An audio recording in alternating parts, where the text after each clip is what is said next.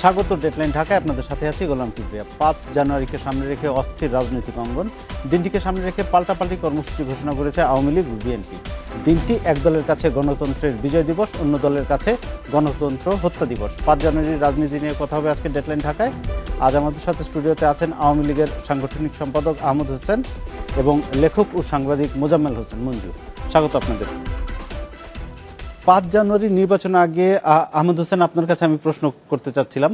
5 জানুয়ারি নির্বাচনের আগে বলা হয়েছিল এটি নিয়ম রক্ষা নির্বাচন, কিন্তু এখন আমরা শুনছি যে আওয়ামী লীগের নেতারা, সিনিয়র নেতারা বলছেন যে 2019 সালের আগে আর কোনো আলোচনার কোনো সুযোগ নেই, তখনই নির্বাচন হবে, মানে 5 বছর পূরণ করার পর।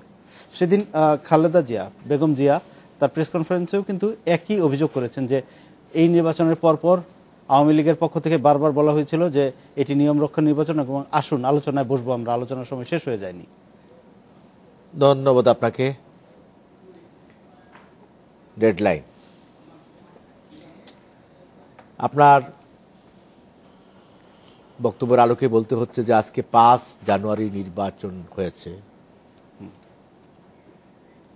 এখন যারা বলছে যে গণতন্ত্র কি হত্যা দিবস, আর ইতিহাসে লেখা থাকবে এটা হচ্ছে গণতন্ত্রের বিজয় দিবস। এটা ষড়যন্ত্রের পরাজয় হয়েছে 5 জানুয়ারি নির্বাচন।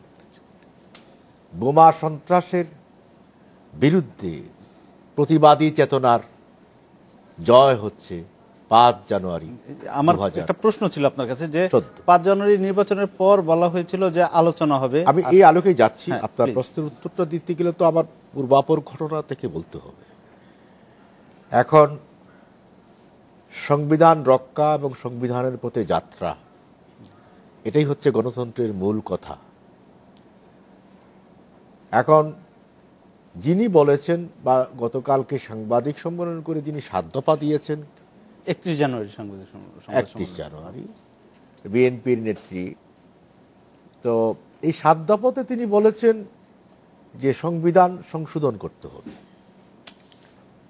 যে সংবিধান সংশোধনের দাবি কার কাছে করেছেন? 5 জানুয়ারি নির্বাচনে যে সরকার এসেছে সেই সরকারের কাছে করেছেন। সংবিধান সংশোধন করতে হলেও তো এই 10ম পার্লামেন্ট, এই পার্লামেন্টেই করতে হবে। মানে ঘুরে ফিরে কিন্তু তিনি এই পার্লামেন্টকে তিনি স্বীকার করেন। হ্যাঁ, উনি তার প্রেস কনফারেন্সে একটা জায়গায় স্পষ্ট বলেছেন যে এই সরকার অবৈধ, কিন্তু তারপরেও আলোচনা তো তাদের সঙ্গে করতে হবে।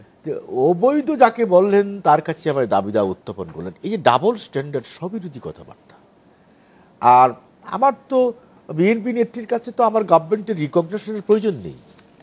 আমার রিকগনিশনের প্রয়োজন হচ্ছে আমার জনগণের কাছে। জনগণ আমাকে রিকগনাইজ করেছে, জনগণ আমাদেরকে স্বীকৃতি দিয়েছে, জনগণ আমাদেরকে ম্যান্ডেট দিয়েছে। আপনি বলুন, আপনার কাছেই আমি যদি প্রশ্ন করি এবং দেশের মানুষের কাছে প্রশ্ন করি, টেলিভিশন সেটের সামনে যারা বসে আছেন তাদের কাছে যদি আমি জানতে চাই, 5 তারিখের নির্বাচন যদি না হতো তাহলে বাংলাদেশ আজকে কোথায় গিয়ে দাঁড়াতো? যেমন থাইল্যান্ডে যা হয়েছে, ইংলাক সিনাওয়াতরা কিন্তু কমপ্লিটলি নির্বাচনটা করতে পারেননি। সেখানে কিন্তু আজকে যারা ক্ষমতায় এসেছে তারা কারা? যে 5 তারিখে নির্বাচন না হলে, 5 তারিখে নির্বাচনটা অবশ্যম্ভাবী ছিল, সেটা আপনার কথা যদি মেনেও নেই, কিন্তু তখন কি আপনারা এরকম প্রতিশ্রুতি দিয়েছিলেন কিনা, নেতারা বলেছিলেন কিনা যে আমরা আসুন আলোচনা বসে এটি নিয়ম রক্ষার জন্য নির্বাচন করতেই হয়েছে? রাজনৈতিক কথা আরেকটা হলো জাতির উদ্দেশ্যে ভাষণ দিয়ে অঙ্গীকার করা, দুটো জিনিস। আমি জনসভায় দাঁড়িয়ে অনেক কথা বলি, আমাকে বিএনপি, সেটা ছিল রাজনৈতিক বক্তব্য, যদি কেউ বলে থাকলে বলতে পারেন। এই বিষয়টিগুলো আমরা কোনো আমলও নিচ্ছি না। আমরা যা বলেছি, কে বলেছেন, কিভাবে বলেছেন, বিচ্ছিন্নভাবে, সেটা তো আমি দেখি নাই বা শুনি নাই। আপনারা এগুলোটাকে ধরে ধরে কথা বলছেন। খালেদা জিয়া বলেছেন, উনি বলছেন, ওনার অভিযোগ, উনি তো আমার প্রতিপক্ষ, প্রতিদ্বন্দ্বী। প্রতিপক্ষ যখন আমার বিরুদ্ধে অভিযোগ আনে তখন আমাকে বুঝতে হবে যে আমি কোনো অভিযোগই আমলে নেবেন না। না, তার অভিযোগটা আমরা আমলে নেব। তিনি তো আমার প্রতিপক্ষ, তিনি তো শুধু প্রতিদ্বন্দ্বী নয়, প্রতিপক্ষ, এবং তিনি আমার রাজনৈতিক শত্রু। যিনি আজকের প্রধানমন্ত্রী বঙ্গবন্ধু কন্যা শেখ হাসিনাকে তিনি যখন প্রধানমন্ত্রী ছিলেন গ্রেনেড হামলা করে হত্যা করতে চেয়েছেন, হাওয়া ভবন থেকে চক্রান্ত করে আজকের প্রধানমন্ত্রীকে হত্যা করার চেষ্টা করেছেন, ব্যর্থ হয়েছেন, আল্লাহর রহমতে তিনি বেঁচে গেছেন। তিনি কিন্তু শুধু রাজনৈতিক, সেজন্য তার কোনো অভিযোগ আপনারা তার আমলে নেবেন না। রাজনৈতিক শত্রু। সুতরাং তিনি যা বলেন সেই কথা যদি আমরা আমলে নেই, তে বাংলাদেশে মুক্তিযুদ্ধের চেতনা থাকবে না। তাহলে আবার রাজাকারদেরকে ক্ষমতায় পাঠাতে হবে, আবার শাহাজিজ মার্কা গণতন্ত্র আনতে হবে, আবার জামাতকে আমার সমাজে, রাষ্ট্রে সর্বত্র প্রতিষ্ঠিত করতে হবে।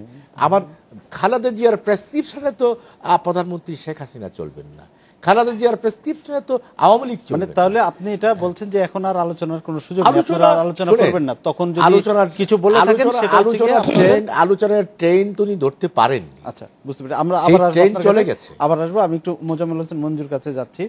এই যে সম্প্রতি খালেদা জিয়ার প্রেস কনফারেন্সে যেটি বললেন, উনি একটা 7 দফা দিলেন, এই 7 দফাটি আছে আমাদের কাছে, এবং এখানে সব জায়গায় কিন্তু তিনি নির্দলীয় নিরপেক্ষ সরকারের অধীনে নির্বাচন চেয়েছেন।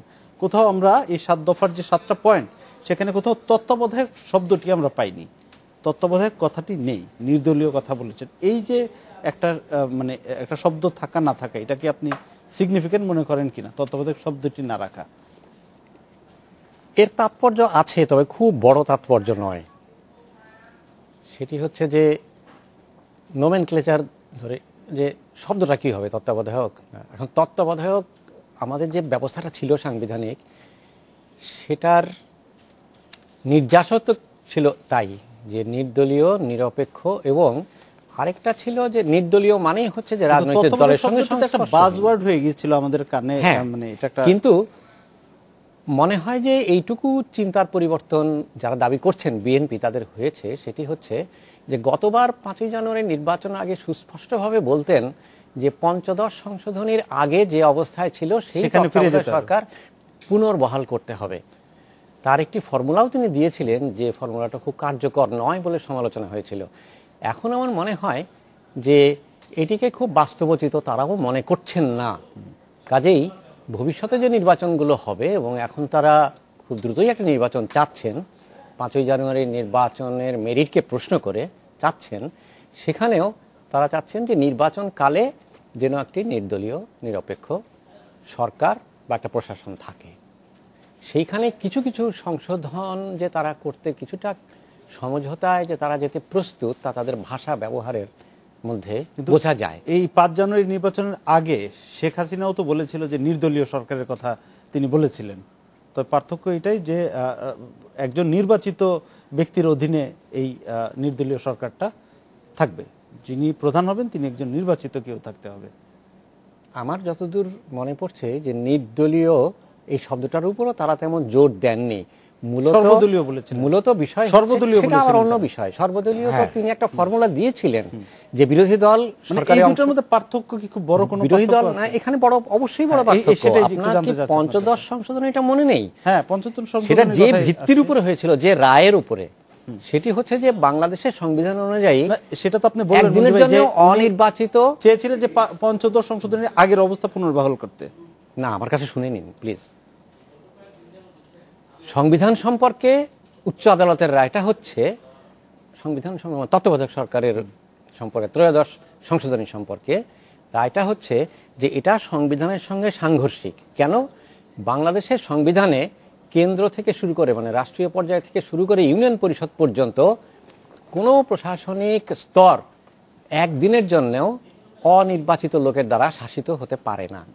এই বিষয়টা জন্যই বলা হয়েছিল যে তাহলে তত্ত্বাবধায়ক সরকার অথবা নির্দলীয় সরকার অথবা নির্বাচনকালীন অন্তর্বর্তী সরকার, যেটাই বলা হোক না কেন, সেটিকে একটি নির্বাচিত লোকদের দ্বারা গঠিত হতে হবে। সেই ভিত্তিতে যদি রাজনৈতিক সমঝোতা হয়, আইনের কচকচির বাইরে কিন্তু রাজনৈতিক সমঝোতা বহু দেশে হয়েছে, হতেই পারে। বহু দেশে যখন রাজনৈতিক সমঝোতা হয় তখন সংবিধানকে অতিক্রম করেও যায়। আমাদের 90 সালেই সেটা গিয়েছিল। সংবিধানের আওতার মধ্যে থেকেই সংবিধানের আক্ষরিক বয়ানের বাইরে একটা সমাধান বের করা হয়েছিল, সেটাই রাজনৈতিক সমাধান। তাহলে এবারও কেন হতে পারতো না? হতে পারতো। আপনি তাই মনে করেন? আচ্ছা, আমাদের মধ্যে ইতিমধ্যে যোগ দিয়েছেন কাজী ফিরোজ রশিদ, জাতীয় পার্টির প্রেসিডিয়াম সদস্য। ধন্যবাদ আপনাকে আসার জন্য। তো সেদিন 2 তারিখ জাতীয় পার্টির যে জনসভা হলো, সেখানে আমরা 1 জানুয়ারি যে জনসভা হলো, সেখানে হোসেন মোহাম্মদ এরশাদ বলেছিলেন যে নিজেকে রাজনীতির সবচেয়ে বর্ষিয়ান নেতা দাবি করে বলেছিলেন যে সবাইকে আহ্বান করেছিলেন, আসেন সবাই একসঙ্গে আলোচনায় বসি, আলোচনা করে একটা সমাধানের পথ খুঁজি। তো এই আমরা দেখলাম যে খালেদা জিয়াও কিন্তু একটা আলোচনার আহ্বান জানিয়েছেন বা আলোচনার ডাক দিয়েছেন, উনি দাবি করেছেন আলোচনায় বসার জন্য 7 দফা দিয়ে। তো এখন আপনার নেতা বা আপনাদের পার্টি কি কোনো উদ্যোগ নেবে?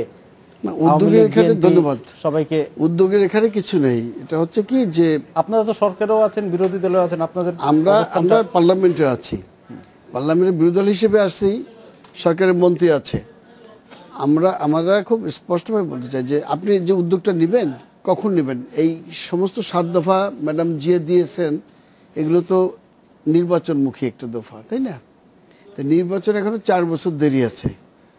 আমরা যে আলোচনার কথা বলতেছি, এই মাঝপথে আপনি যদি এখন বসন্তকালে ওয়াজ, শীতকালে ওয়াজ, বর্ষাকালে শুরু করেন, কেউ শুনবে না। আমরা এখন যতই আলোচনার কথা বলি, আলোচনাটা ফলপ্রসূ হবে ঠিক নির্বাচনের প্রাককালে।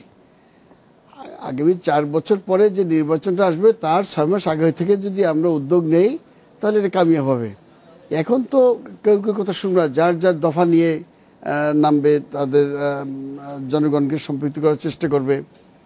সেই জন্য আমরা মনে করি যে এইটা আমাদের স্যার যেটা বলেছেন, এটা উনি যথার্থ বলেছেন যে এখন যারা রাজনীতি করেন তাদের মধ্যে সবথেকে বর্ষিয়ান।